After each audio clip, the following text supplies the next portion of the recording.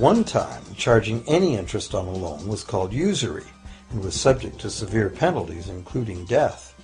Every major religion forbade usury. Most of the arguments made against the practice were moral. It was held that money's only legitimate purpose was to facilitate the exchange of real goods and services. Any form of making money from simply having money was regarded as the act of a parasite or of a thief. However, as the credit needs of commerce increased, the moral arguments eventually gave way to the argument that lending involves risk and loss of opportunity to the lender, and therefore attempting to make a profit from lending is justified. Today, these notions seem quaint. Today, the idea of making money from money is held as an ideal to strive for. Why work when you can get your money to work for you? However, in trying to envision a sustainable future, it's very clear that the charging of interest is both a moral and a practical problem. Imagine a society and economy that can endure for centuries because, instead of plundering its capital stores of energy, it restricts itself to present-day income. No more wood is harvested than grows in the same period. All energy is renewable: solar, gravitational, geothermal, magnetic, and whatever else we discover. This society lives within the limits of its non-renewable resources by reusing and recycling everything, and the population just replaces itself. Such a society could never function using a money system utterly dependent on perpetually accelerating growth. A stable economy would need a money supply at least capable of remaining stable without collapsing. Let's say the total volume of this stable money supply is represented by this big circle. Let's also imagine that moneylenders must actually have existing money to lend. If some people within this money supply begin systematically lending money at interest, their share of the money supply will grow.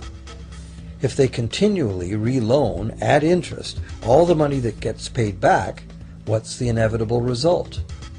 Whether it's gold, fiat, or debt money doesn't matter. The moneylenders will end up with all the money. And after the foreclosures and bankruptcies are all filed, they'll get all the real property too. Only if the proceeds of lending at interest were evenly distributed among the population would this central problem be solved. Heavy taxation of bank profits might accomplish this goal, but then why would banks want to be in business? If we were ever able to free ourselves of the current situation, we could imagine banking run as a non-profit service to society, dispersing its interest earnings as a universal citizen dividend, or lending without charging interest at all.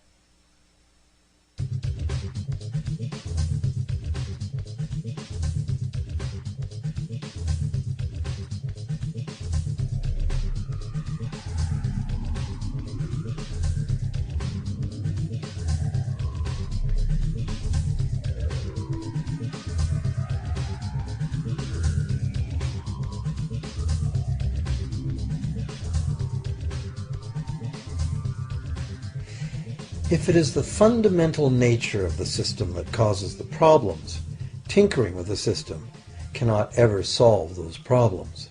The system itself must be replaced. Many monetary critics call for a return to gold-based money, claiming that gold has a long history of reliability.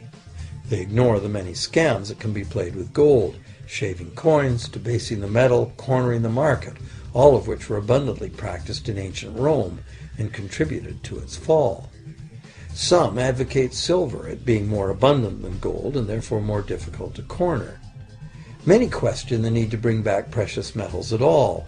No one wants to go back to carrying heavy sacks of coins to go shopping. It's a certainty that paper, digital, plastic, or more likely biometric ID money would be the real medium of trade, with the same potential for creating unlimited debt money we have now. Beyond that, if gold again became the sole legal basis of money, those who have no gold would suddenly have no money. Other monetary reform advocates have concluded that greed and dishonesty are the main problems, and that there may be better ways to create an honest and equitable money system than returning to silver or gold. Inventive minds have proposed a variety of alternate ways to create money. Many private barter systems create money as debt, much as banks do, but it is done openly and without charging interest. An example is a barter system in which debt is expressed as pledges of hours of work, all work being valued equally at a dollar figure that then allows hours to be equated with the dollar price of goods. This kind of money system can be set up by anyone who can devise a way to do the accounting and find willing and trustworthy participants. Setting up a local barter money system, even if it were little used now, would be prudent emergency planning for any community.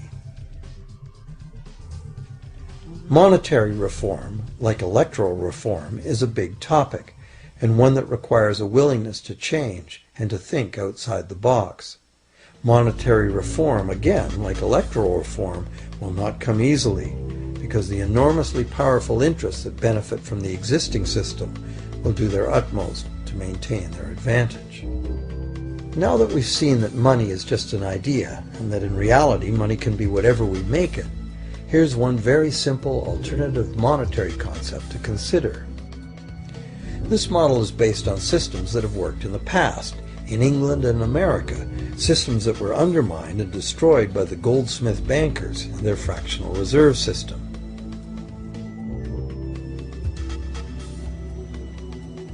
To create an economy based on permanent interest-free money, money could simply be created and spent into the economy by the government, preferably on long-lasting infrastructure that facilitates the economy, such as roads, railroads, bridges, harbors, and public markets.